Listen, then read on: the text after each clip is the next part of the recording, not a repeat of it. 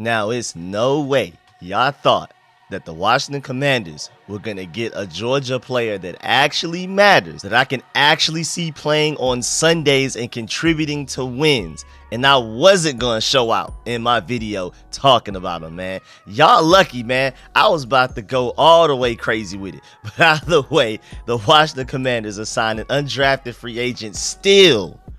Guarantee you, still. Wide receiver Marcus Rosemy-Jacksaint, obviously from Georgia. We're going to do a full breakdown of his weaknesses and strengths. We're going to take a look at his ceiling, his floor. Walter Football had him as a 4th rounder. And just to let you know, as a wide receiver, the most important thing that you can do is catch the ball and not drop him. He's coming from 0 drops. 0.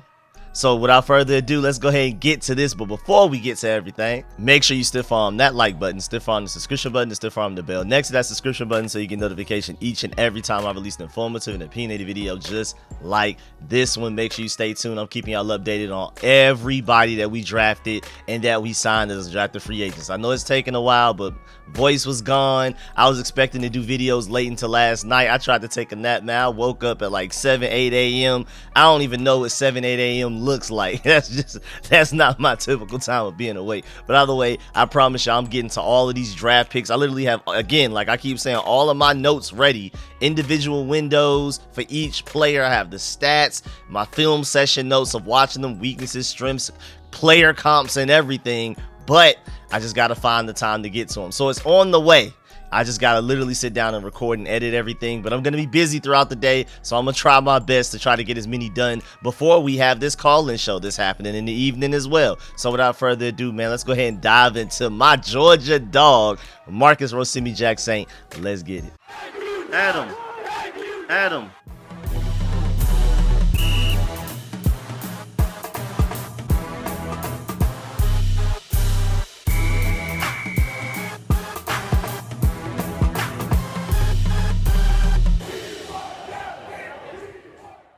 All right, so let's start with the fact that Georgia wide receiver Marcus Rosemy-Jacksaint is signing with the Washington Commanders. He was a Senior Bowl standout, career high production this past season, 6'1", almost 6'2" to be honest. He's closer to 6'2" than 6'1", 195 pounds, 33-inch arms, and 10-inch hands. We can work with that. And first of all, shouts out to the reporters that know, that are up on him, that realize the truth, because even before we signed him as an undrafted free agent, somebody said yesterday at 7:30 p.m. that Marcus Rosemy-Jacksaint is going to be a hell of a steal for someone as an undrafted free agent. There were quite a few people that were surprised that he didn't even end up getting drafted. We're going to get to that sometime later in the video as far as what round people expected him to go into. And also my inside Georgia sources, like the ones I'm a paid subscriber for, like the guys, inside sources type of thing, they were told that Marcus Rosemy-Jacksaint weighed undrafted free agent offers from half a dozen teams before deciding to sign with the Commanders. So there were around like 6 teams that wanted him. He chose us. And this just re-emphasizes what I mean when I say the Commanders got the juice right now, man. People really want to come here, like they want to, not against their will. They want to play for the Washington Commanders now. That's how you get the most talented undrafted free agents. Like I always say, it's literally better to be an undrafted free agent than a 7th round pick easily, and maybe even a 6th round pick as well, because you're making about the same amount of money regardless either of those options. But as an undrafted free agent, you get to pick which team you go to. If I'm a player, I'd pick undrafted free agent over being a 6th or a 7th round pick any day. But my main point is that Marcus Rosemy-Jacksaint had several teams to choose from, and he chose us. This is a similar theme to what we had going on in free agency as well. I'm telling you, we got the juice. That's how you even have a chance of getting the most athletic player out of this entire draft cycle of prospects in safety Tyler Owens that we also got as an undrafted free agent, when I'm very sure that plenty of teams were calling him. I wish I had like an inside source to his college beat reporters and writers so I can find out, like I can easily find out for my Georgia Bulldogs. But either way, man, back to Marcus himself, and this is my guy. Finally, a Georgia Bulldog, man, and I'm so excited, man. This was such a great draft from both sides of it. As a Commanders fan, I love our draft. You'll see my full and final thoughts on that when I finally do a 2024 draft review, grades, explanations for every pick, team fits, comps, ceiling, floor, all of that type of stuff. I'm gonna do like a whole comprehensive version of that after I do my individual breakdowns of everybody as well. But on the other side, Georgia Bulldog wise, I am absolutely loving this 2024 NFL draft. Now, granted, the 2025 NFL draft that we have coming out next year is going to be easily more talented. I can't wait. The amount of first rounders we're going to have, watch out. But 2024 draft wise, I love where a lot of my Georgia Bulldogs ended up going in this draft. This was almost best case scenario for me as a Bulldogs fan. Like, everybody either went to a great place to go to and they're going to potentially put up great stats because of it, or they went to like a great contending team, or maybe even a mix of both. Really, only Brock Bowers is the only one that went to like a bad situation, but the Raiders, I think in 2025, they're going to get their quarterback and then they'll be ready to go.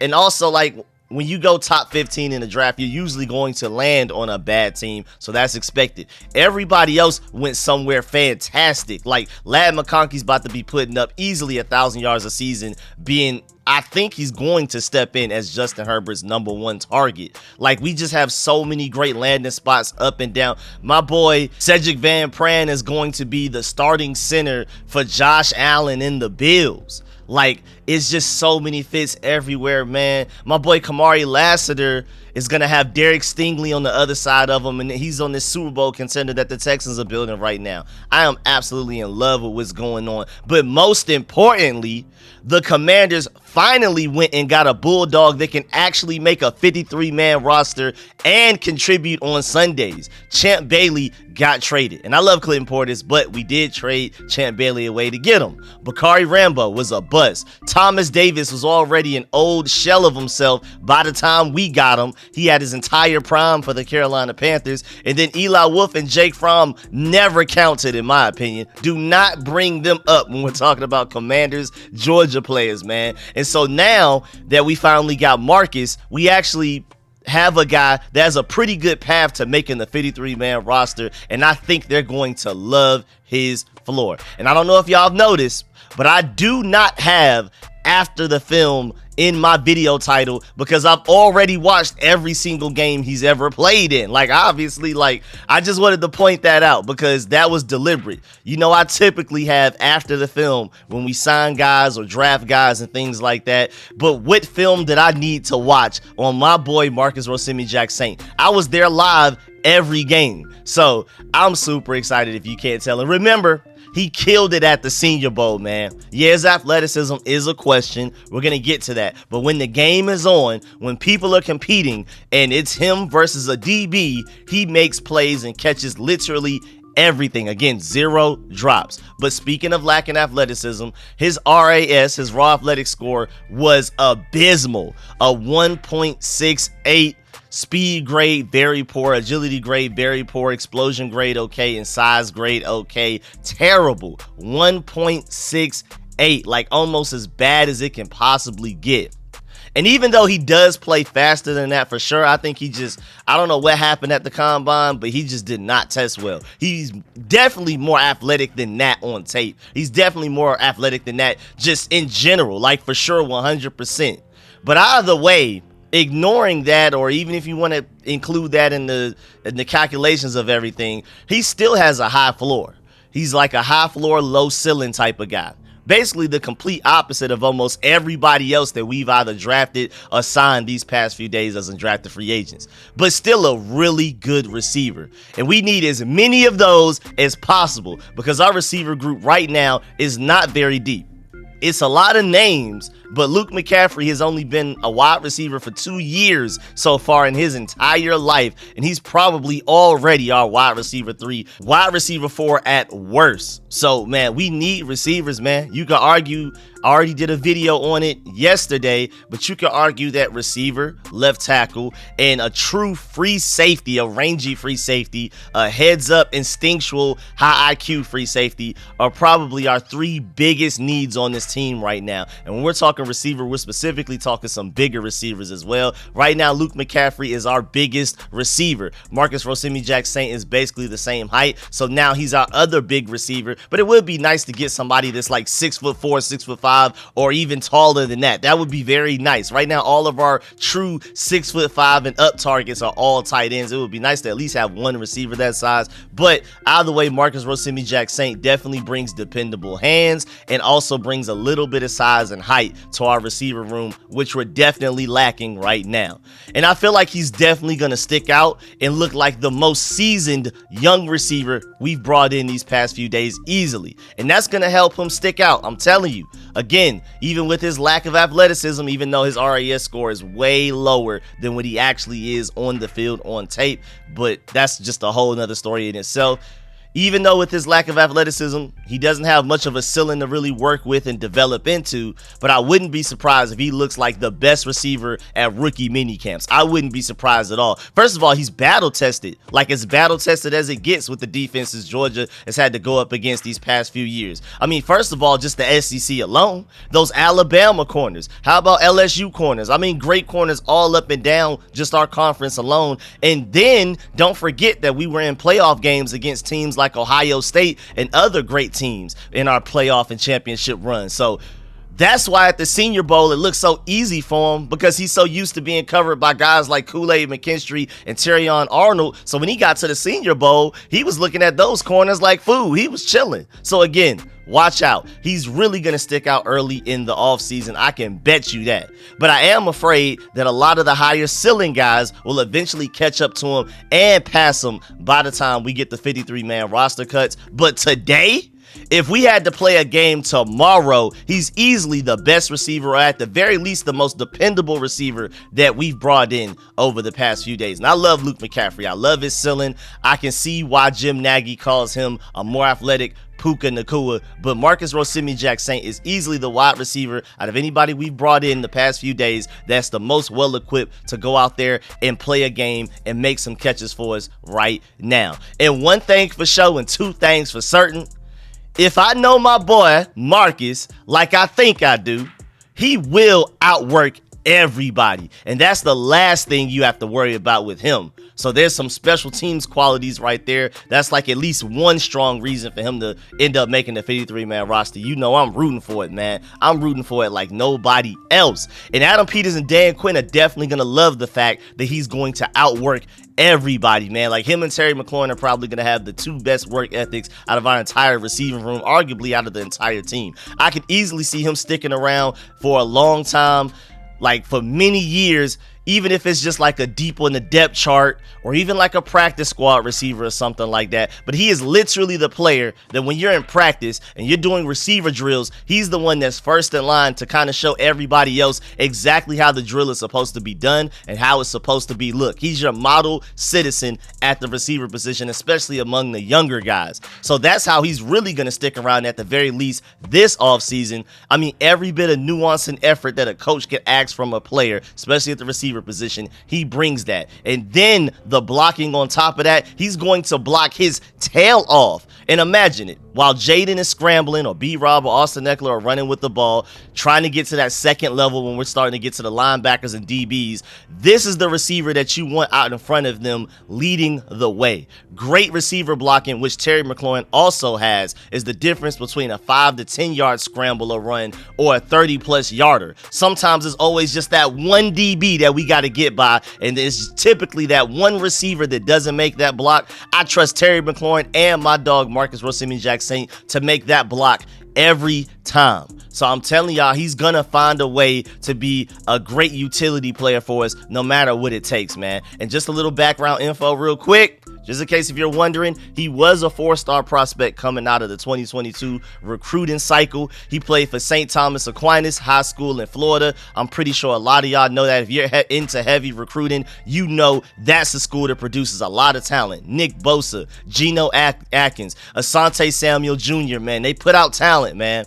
And he was an immediate contributor for Georgia as a true freshman, scoring his first career touchdown against Florida. But sadly, as he broke the plane, Rosemy-Jacksaint suffered a season-ending ankle injury, and that's pretty much From there, we never really saw that level of athleticism again, but he's still a great receiver because he came back and was arguably our most steady receiver over the next couple of years. Like, never was mistaken as our best receiver ever on the field, ever, at any point, but easily one of the most dependable, if not the most dependable. And Marcus Rosemy-Jacksaint recovered and played a significant role in Georgia's 2021 championship team. That's why I'm wearing these shirts, you know what I'm saying? Back-to-back undefeated, you feel me? He made a key block in the national championship game as well, clearing the way for Brock Bowers to score a key fourth quarter touchdown against Alabama. I remember that vividly. Those are the type of plays that he makes where maybe not the casual fan, maybe those guys don't notice his impact, but coaches do. Coaches are going to be like, yo, that touchdown, even though he didn't score it, he's the reason that we scored it.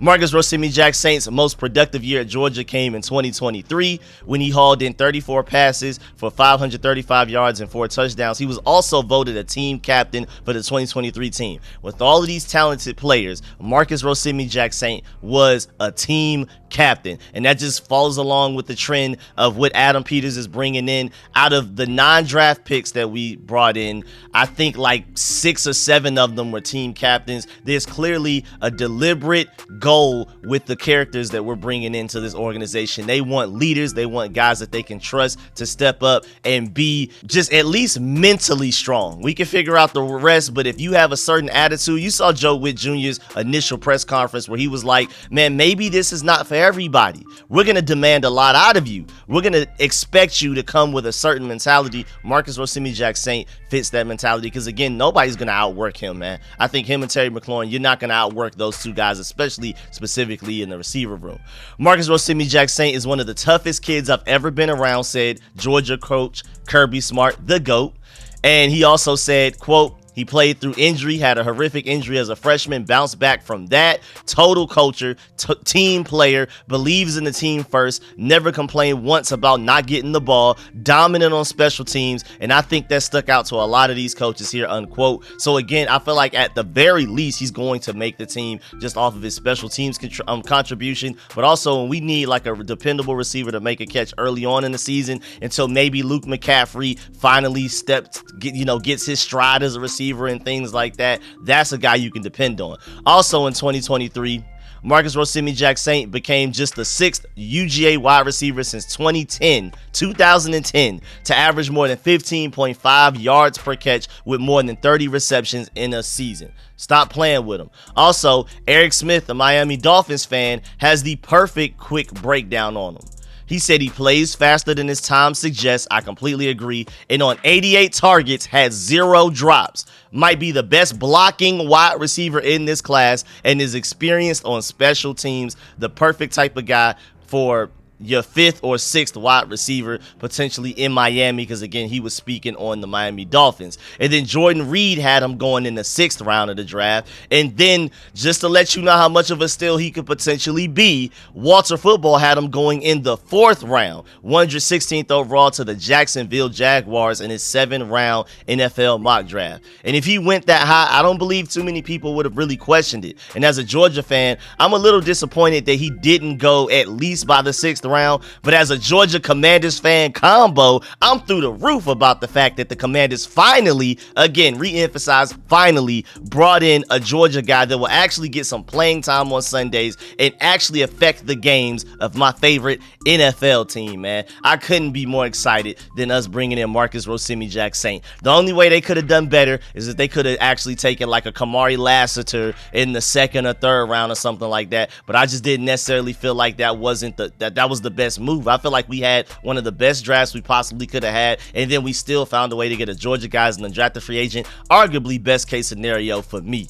And honestly, just go look at his highlights, man. Trust me, you'll fall in love, and you'll even start to think that, you know what, maybe he has a higher ceiling than he actually does. And trust me, I feel like his entire career would be different if he never suffered that crazy injury in his freshman season. I think he's just never gotten back to that exact level of athlete. But I'm telling you, you watch his highlights, you're going to start to try to convince yourself, well, maybe he does have a little bit more ceiling. Even as a Georgia fan, even as his biggest fan out of anybody in his Commanders fan base right now, I'm telling you right now, he doesn't offer much of a ceiling. I'm not trying to convince y'all that he does, but if you're talking about day one impact, ready to go right now, if we had to play a game tomorrow, could give you 5 catches for 60-something yards and like 2 first downs and maybe even a touchdown, this is your guy right now. He immediately raises the floor of your wide receiver room. Doesn't necessarily raise the ceiling, but we already have a lot of ceiling raisers. It's nice to bring in somebody that is a floor raiser.